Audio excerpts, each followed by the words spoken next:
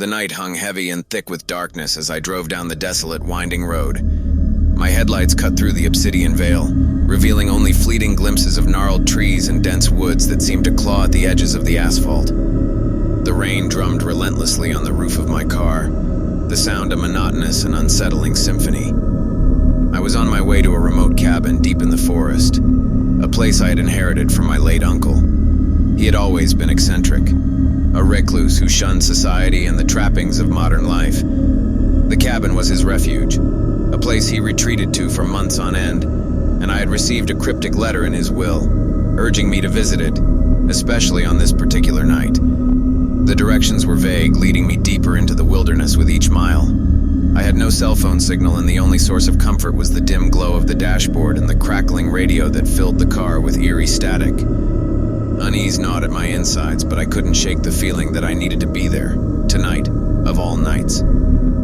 As I navigated the increasingly treacherous road, a figure suddenly emerged from the darkness ahead.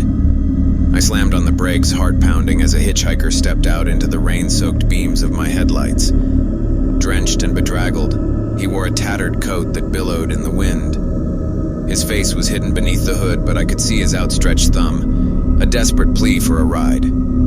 Something about the situation felt wrong. It was as if the woods themselves had conjured this stranger to test my resolve. My uncle's letter echoed in my mind, warning of the road less traveled, of decisions that would shape my destiny. Against my better judgment, I rolled down the window. "Need a lift?"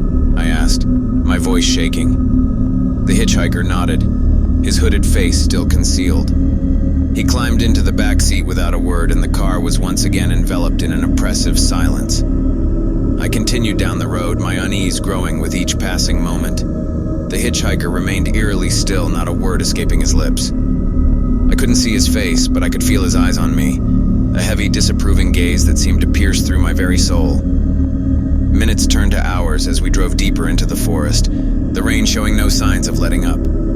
The winding road seemed to stretch on forever, leading us farther from civilization. Panic clawed at me, and I decided to break the silence.